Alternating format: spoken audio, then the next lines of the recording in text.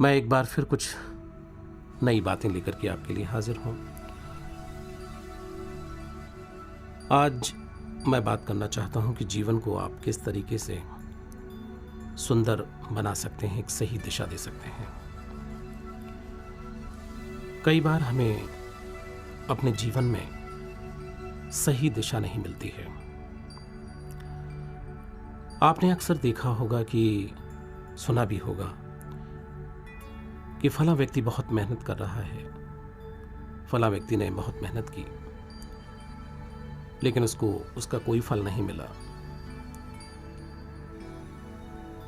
कई बार लोग हताश हो जाते हैं, कई बार लोग निराश हो जाते हैं।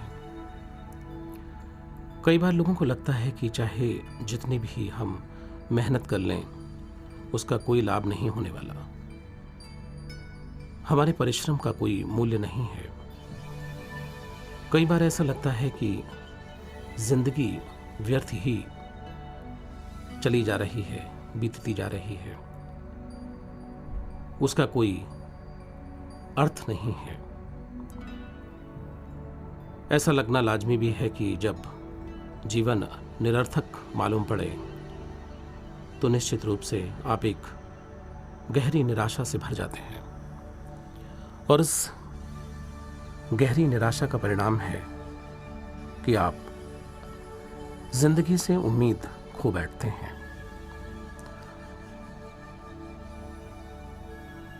सफल होने के लिए जीवन में या एक सही दिशा पकड़ने के लिए बहुत बड़ी बड़ी बातों की आवश्यकता नहीं होती है। कुछ छोटी छोटी बातें अगर जीवन में अपना ली जाएं और बार बार जो मैं कह रहा हूं कि दिशा सही रखी जाए तो आपको जीवन में अपार शांति का भी अनुभव होगा और आपको अपार सफलता भी मिलेगी। क्या करना है इस जीवन को सही दिशा में ढालने के लिए? अब तक आप जो कुछ भी करते रहे हैं, मैं नहीं कहता कि वो गलत है, मैं नहीं कहता कि वो व्यर्थ है, मैं नहीं कहता कि उस जीवन का कोई लाभ आपको नहीं हुआ है। लेकिन अगर आपके अंदर कोई बीज तत्व है, उससे आप जीवन में आगे बढ़ना चाहते हैं, तो निश्चित रूप से आपको अपनी दिशा को सही रास्ते पर रखना है। जी हां, कई बार लोग अमीर बनना चाहते हैं, बहुत पैसा कमाना चाहते हैं, धन कमाना चाहते हैं, अपार धन संपत्ति एकत्रित करके एक सुखमय जीवन जीना चाहते हैं। और हर व्यक्ति आज यही चाहता है। कौन नहीं चाहता कि वो सुखी और संपन्न हो, दुनिया की सभी प्रकार की संपदाएं उसके पास हों। लेकिन बार बार मैं उसी प्रश्न पर आता हूं कि जीवन की दिशा सही होनी चाहिए। आखिर क्या है ये जीवन की दशा और इसे किस तरीके से दिशा देना है? आज हम बात इस मुद्दे पर कर रहे हैं। एक छोटी सी कहानी मैं यहां आपको आज सुनाता हूं। हो सकता है कि आपको इस छोटी सी कहानी से प्रेरणा मिले। हो सकता है कि आपको अपने जीवन को सही दिशा में ढालने की प्रेरणा मिले, शक्ति मिले।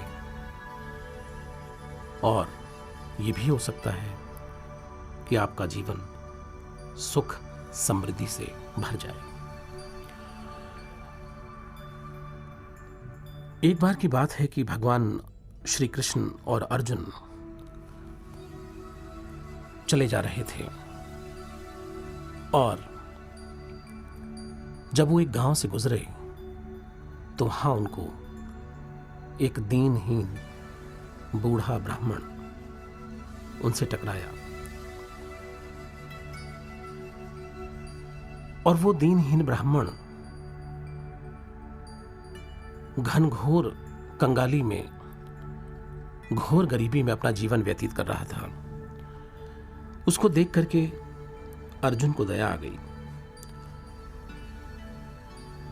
अर्जुन के पास जो भी मणियां और रत्न थे वो एक थैली में थे उसने उस गरीब ब्राह्मण को वो दान कर दिए और कहा कि जाओ, तुम अपना जीवन सुखी और संपन्न बनाओ और आज से इस घोर गरीबी को अपने जीवन से त्याग दो। वो ब्राह्मण हीरे मोती मणियों को लेकर के बेहद प्रसन्न हुआ और उसको लगा कि शायद अब जो मेरा जीवन है वो सुखी संपन्न हो जाएगा। मेरा परिवार जो अभी घनघोर गरीबी का सामना करना पड़ रहा है, अब शायद उसे ये सब नहीं करना पड़ेगा और वो भी एक स्वस्थ और सुंदर जीवन जी सकेगा।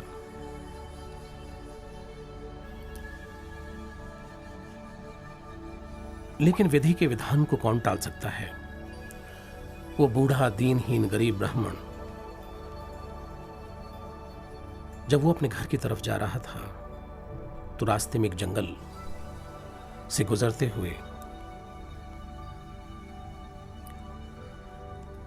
उसे वहां कुछ लुटेरों ने घेर लिया और अर्जुन के द्वारा दी गई जो मणियां, रत्न, आभूषण जो थे वो उसे छीन लिए।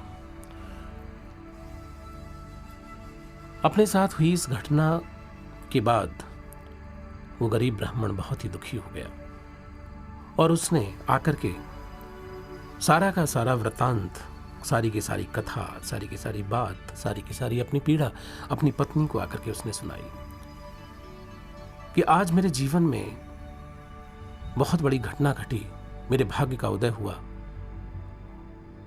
लेकिन दुर्भाग्य मेरा कि जो हीरे मोती जवाहरात मुझे अर्जुन ने दिए थे तो वो लुटेरों ने लूट लिए रास्ते में।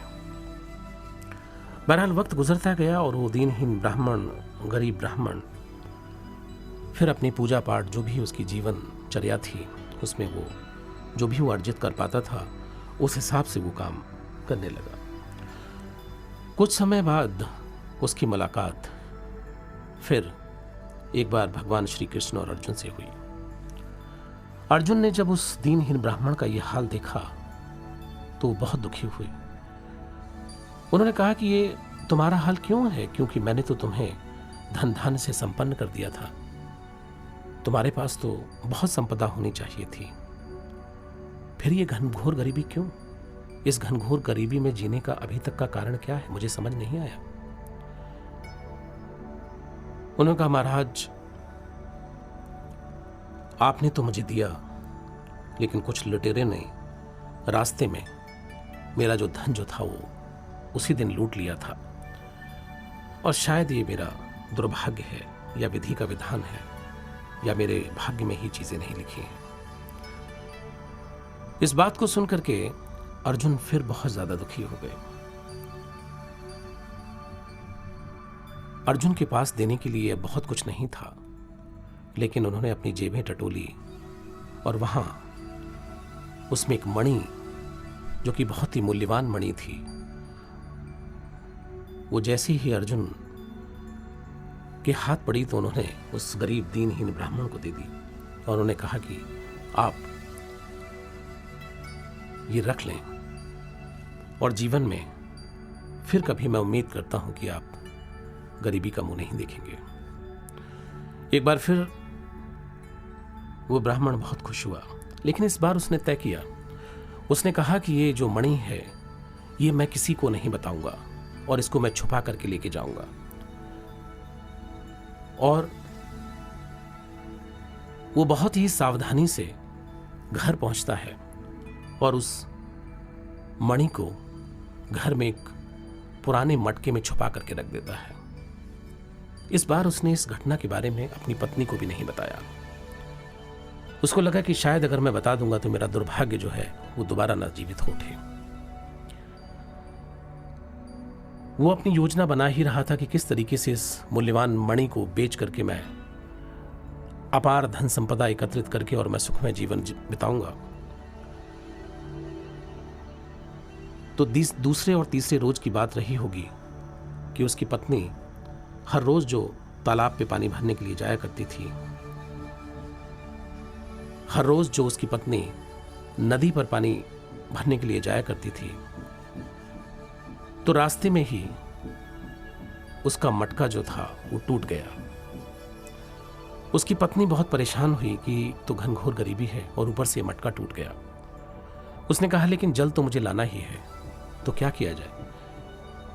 उसे अचानक याद हुआ कि हाँ, ऊपर एक पुराना मटका रखा हुआ है, मैं जाकर के उस मटके का इस्तेमाल करती हूँ और पानी भर करके मैं नदी से लाती हूँ। उसने वो पुराना मटका उतारा और वो जाकर के नदी में पानी भरने के लिए चली गई, और जैसे ही उसने उस मटके को पानी में डुबोया, वो मणि जो थी वो पानी में बह गई।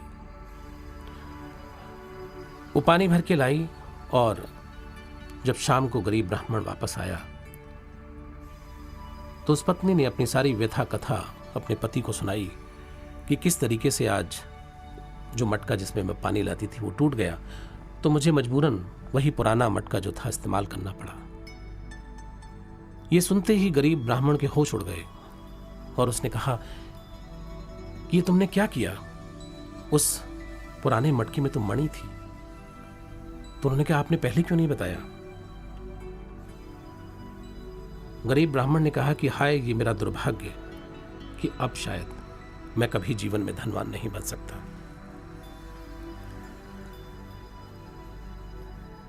वो अपने भाग्य को कोसता रहा, परेशान होता रहा, और अब उसने तय कर लिया कि शायद अब उसके जीवन पर कुछ नहीं होने वाला है।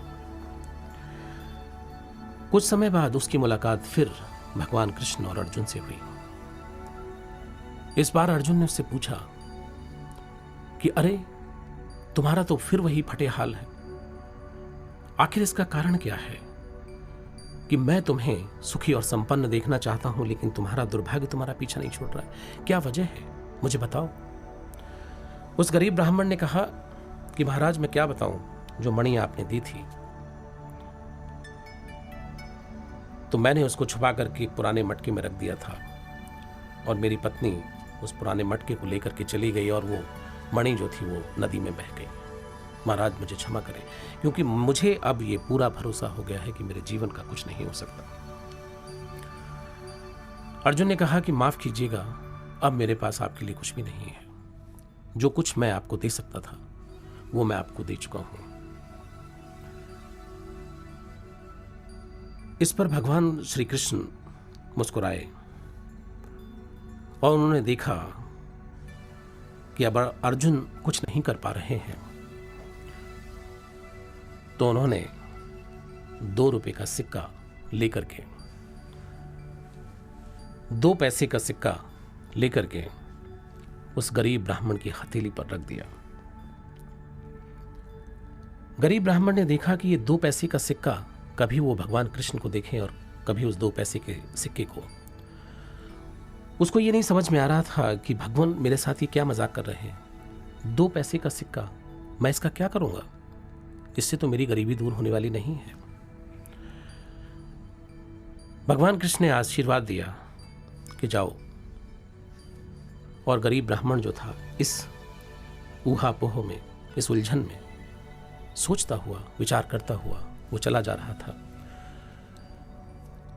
और जब वो अपने गांव की उसी नदी के पास से गुजरने लगा तो उसने देखा कि एक मछुआरा जाल डाल करके उस नदी के अंदर बैठा हुआ है, और उसने देखा कि उस जाल में एक मछली फंसी हुई है।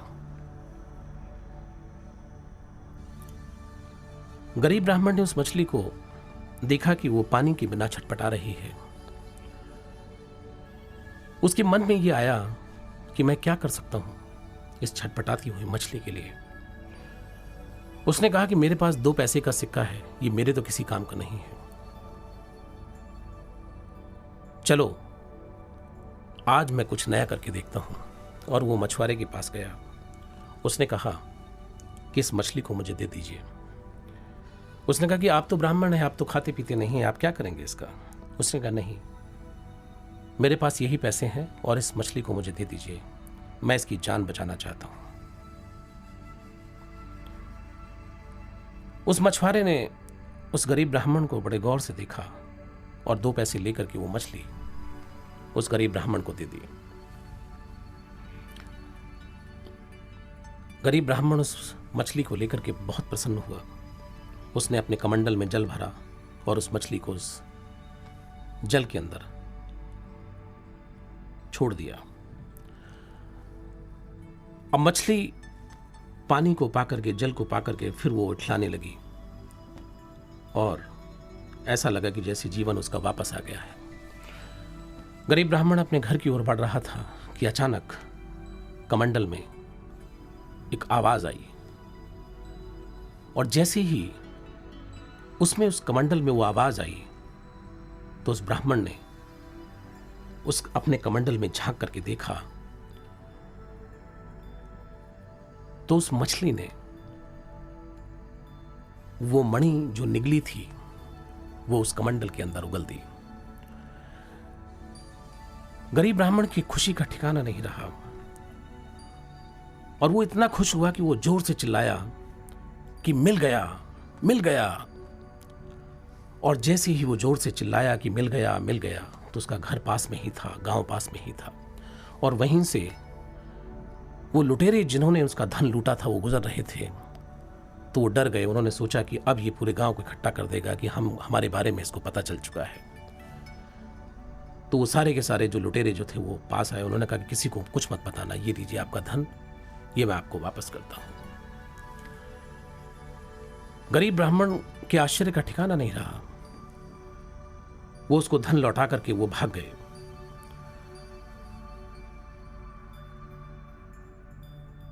इस पूरी की पूरी लीला को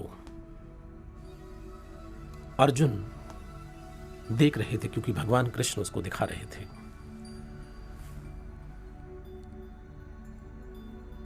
इस बार उस मणि को पाकर के और हीरे जवाहरात जो भी थे उसको पाकर के गरीब ब्राह्मण जो है वो एकाएक धनवान हो गया।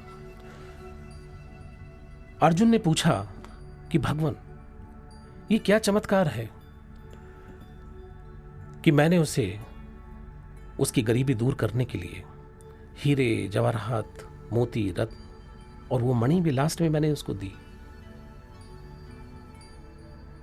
उससे उसकी गरीबी दूर नहीं हुई, लेकिन ये क्या चमत्कार है कि आपके इस प्रयास से उसकी गरीबी दूर हो गई। उसने कहा यहां फर्क है, यहां इस बात का फर्क है कि जब तुमने उसे वो धन दिया था तो वो सिर्फ और सिर्फ अपने बारे में सोच रहा था, अपनी गरीबी दूर करने के बारे में सोच रहा था, अपने आप को धनवान बनाने के बारे में सोच रहा था। लेकिन जब मैंने उसको 2 पैसे दिए तो उसने पहली बार जिंदगी में किसी दूसरे के बारे में सोचा।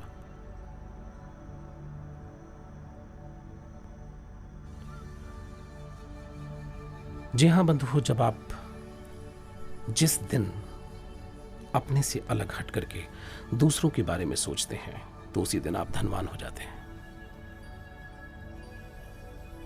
आपने कहावत सुनी होगी, when you do good to others, the good will come to you। जीवन का यही उसूल है कि जब आप संपूर्ण मनुष्यता के बारे में सोचते हैं, जब आप मानवता के बारे में सोचते हैं, जब उनके दुख सुख के बारे में सोचते हैं, तो ये ब्रह्मांड की जो संरचना है, जो विधि का विधान है, वो आपको सुरक्षित करने में जुट जाता है, आपके अमीरी के लिए जुट जाता है, आपकी सफलता की कामना करता है, आपके लिए दुआएं करता है। तब आप सही मायने में धनवान बनते हैं। आज के लिए इतना ही। नमस्कार।